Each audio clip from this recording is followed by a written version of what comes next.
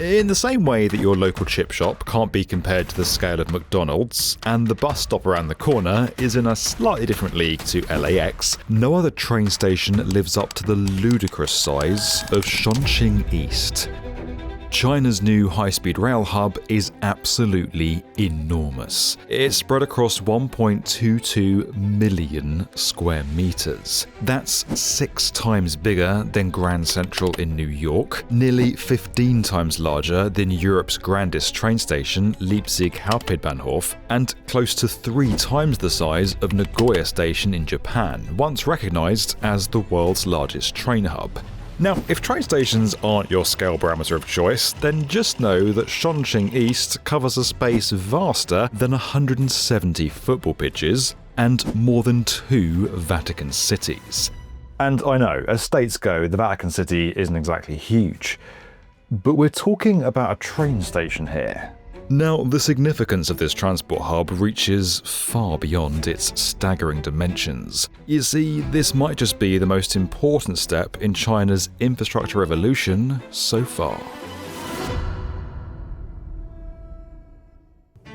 So, we've shown you how big Chongqing East Station is, but it might be useful to give some context as to how massive China is itself. The nation has highways that stretch twice the length of the United States. It features more than 1 million bridges, thousands of kilometers of tunnels, and the largest high-speed rail network on the planet, stretching for more than 50,000 kilometers. Comparatively, the country with the second most high-speed rail is Spain, with a mere 3,000 kilometers. And this is by meticulous design, all part of an infrastructure mission that the People's Republic has embarked on for the last 30 years. Now, there are multiple reasons why China is throwing the kitchen sink at its infrastructure. Firstly, there's little doubt that there's a symbolic element at play. When any nation, not just China, searches for world records or starts making a big show of development, it's likely that they're trying to let the rest of the world know how well they're doing. All major nations do this.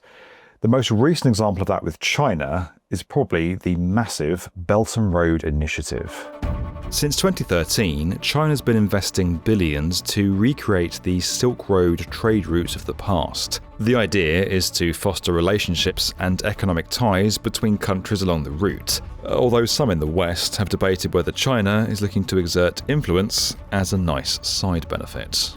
For the Communist Party, the goals of trying to meet the needs of the people and also being a leading figure on the world stage, I think they're very much intertwined. Part of what it tries to deliver is this sort of performance legitimacy to say that, well, we are really able to deliver these enormous bridges for all sorts of infrastructure projects that the US and the UK are not really able to do anymore. And we are able to do these things to meet the needs of the people, even though not everybody needs a new bridge. But most people really do want all of these things, and they feel very impressed with the state.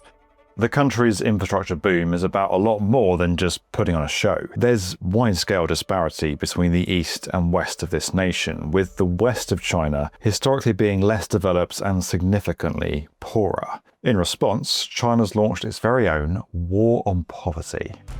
The aim was to better connect the country to mobilize its people and therefore improve trade. As an example, the previously poor mountainous region of Guizhou is now home to half of the world's tallest bridges, including the record-breaking Huajiang Canyon Bridge. By 2021, China claimed it had eradicated extreme poverty by plunging $250 billion into efforts. At the time, the nation defined extreme poverty as a person earning less than $2.30 per day, which is around $620 per year. But China's infrastructure mission is far from over.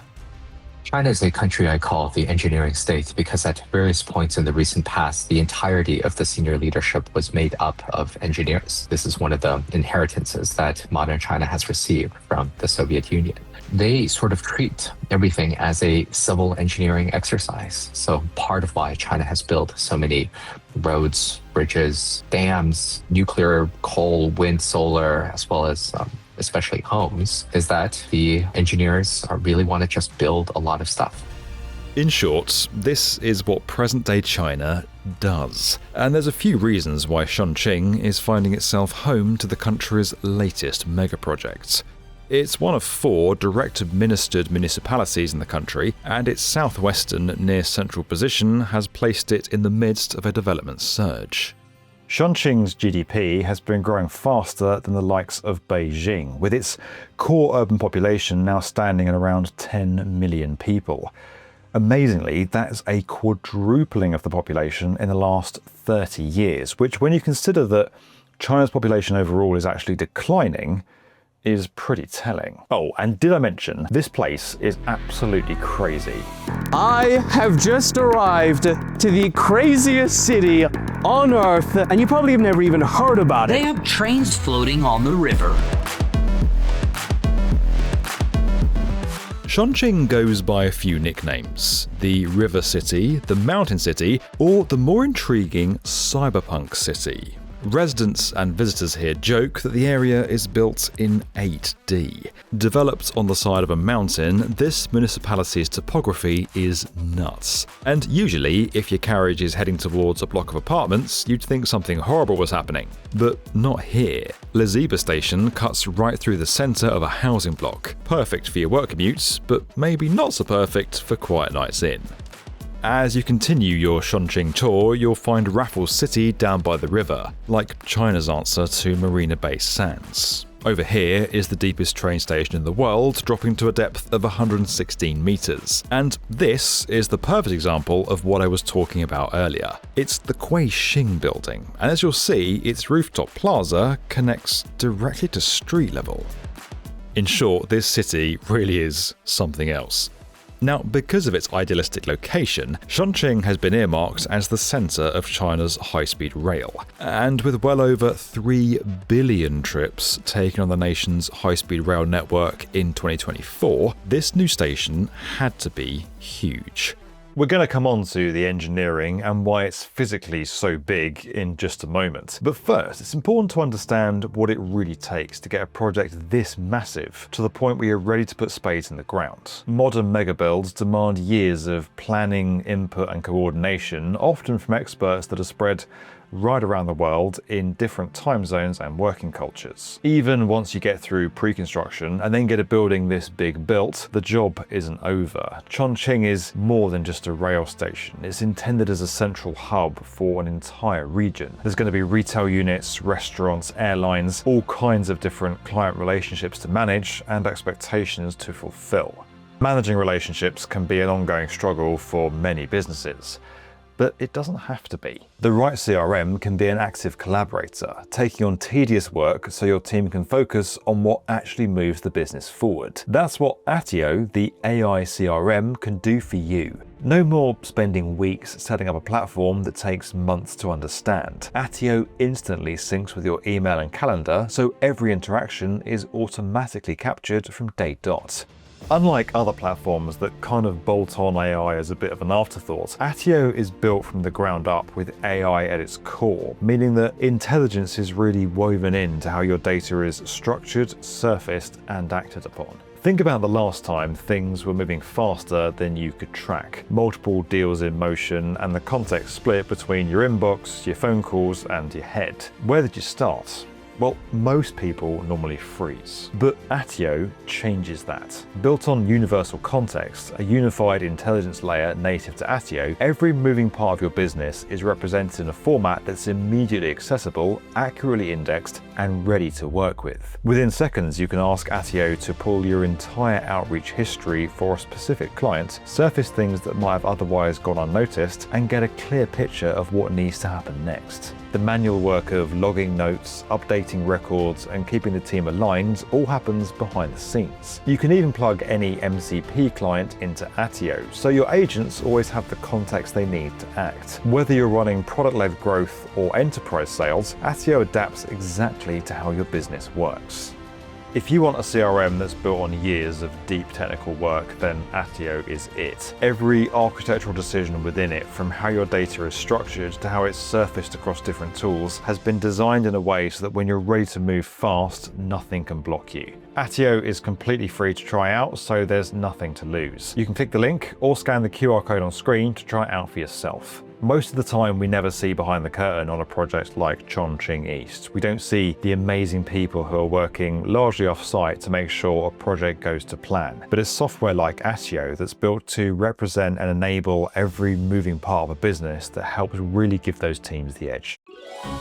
Chongqing East is positioned 20 kilometers away from the city's downtown district and features 15 platforms serviced by 29 lines. Now, I know what you're thinking. For a station that dwarfs the Vatican City, 15 platforms sounds pretty conservative. After all, Grand Central in New York, although just a sixth of the size, has 44 platforms and a mighty 67 tracks. But Chongqing East comes with a contrasting design philosophy to that of Grand Central. New York's key train hub is really a commuter checkpoint, facilitating the get-up-and-go spirit of the city. There's no high-speed rail, and so the trains are generally a fair bit shorter, around the 200-metre mark, maybe stretching towards 300 metres at the top end.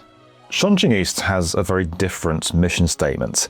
Its 7 high-speed lines allow the station to connect not just different neighbourhoods, but entire different cities. The trains grow to well over 400 metres, requiring much longer platforms and slower passenger turnaround times.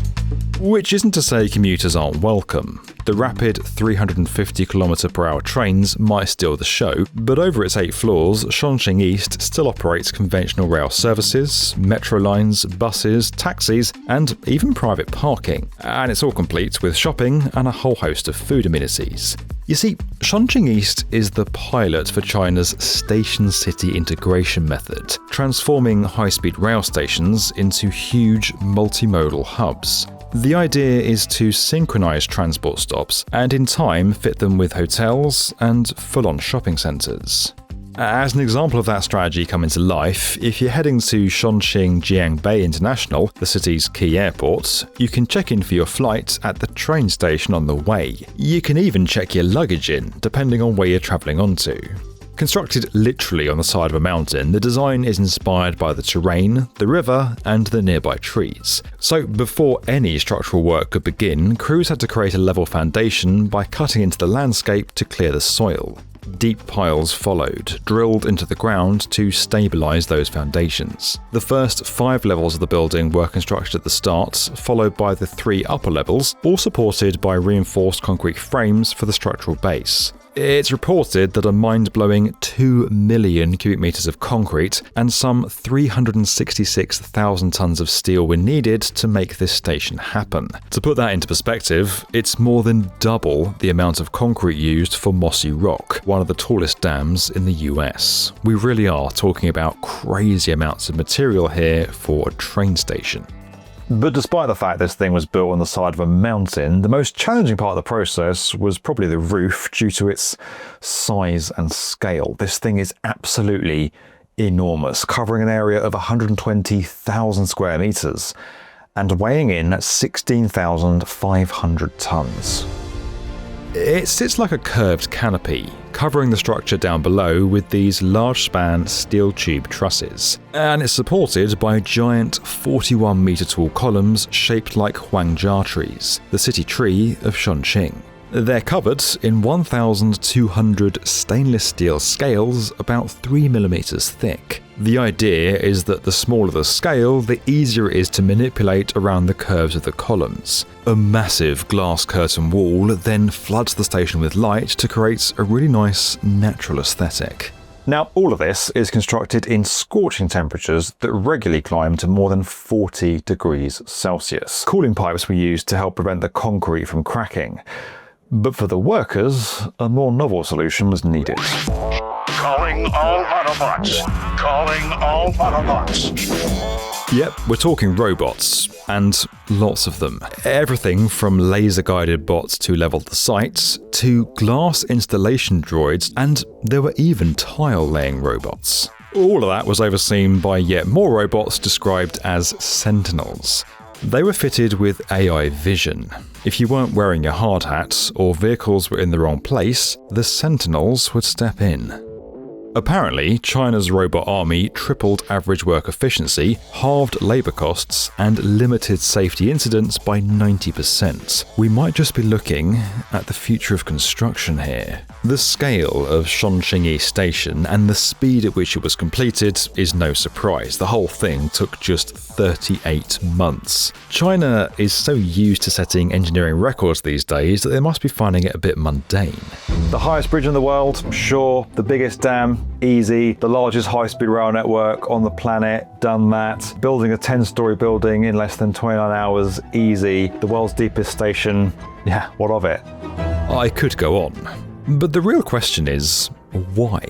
The nation's infrastructure surge probably began in the 1980s. The aim was to catch up with the development of world-leading nations and become a technological superpower. At one time, the country's mission focus was giant skyscrapers envied across the world. But their tall tower climb is largely at an end. There is kind of the sense from the top leader that these big cities don't need to get much larger, and a lot of these super tall skyscrapers may have brought prestige in the past, but the sense from Beijing is that they don't need to build these super tall buildings. And so I think the focus for the country has been to build out other sectors, build out other economic zones, not give so much attention to these already big winners like Shanghai as well as Beijing. These days, the target is infrastructure. China has more dams and bridges than anywhere else on the planet, and they just keep coming. Given how these projects are covered by the Chinese media, the records seem pretty relevant. Having lived in a number of cities over a 6-year period, Dan tells us there's a lot of pride amongst the population in what is being achieved. Whether or not it's sustainable is another question. Take Guizhou, for instance. Many of the massive bridges hidden away in the mountains are remarkable to look at, but the economic return on them, given the material and carbon costs, doesn't always match up. And I guess the argument from China's leadership is that this isn't just about money, it's about the benefit to villages nearby, which is admirable. However, as Dan explains, a lot of the record setting is more about competition. A lot of party secretaries of provinces and municipalities are able to advance through the ranks of the Communist Party, mostly by achieving two targets. The first is generating economic growth. The second is keeping a lid on political dissent and making sure that there are not too many protests or reasons to protest. The challenge with a lot of these party secretaries is that most people are not terribly creative in figuring out how to actually develop their own regions. And so they took a look over their shoulder at what the next guy was doing, which often meant, building another big bridge, building a really tall skyscraper. Now, while China is unique in its ability to create infrastructure at mind-blowing speeds, basic economics would suggest that this can't go on forever. When you build a massive bridge or a huge train station, it's not just the material and construction costs that matter, but the maintenance too. It all comes at a fee. It will roll on for a while, but the forces of drag will be more and more severe because it ought to stop at some point. China's demographic decline is not very significant now, but in 20 years or so, it will be pretty significant. China has, I think, not built super tall buildings out of the very reasonable case that it is no longer economical. And so between the forces of economy in the short term, demography in the longer term, the fact that a lot of local governments are already running out of money, one should expect for a lot of this construction boom to stop. But who's to say that's an issue? China has already achieved multitudes in its infrastructure evolution, and as with the tall building boom of the past, the nation might decide that this cycle of development is nearing its natural end. Although, given what we know about the appetite for progression in the People's Republic, and some of the mega projects that are currently in the works, don't go betting against China's ability to continue building bigger and bolder projects than we've ever seen before. This video was sponsored by Attio. Don't forget that you can learn more about Attio at the link below, and that it massively helps us out when you guys take the time to go and check out our video sponsors. And as always guys, if you enjoyed this video and you want to get more from the definitive video channel for construction, make sure you're subscribed to the B1M.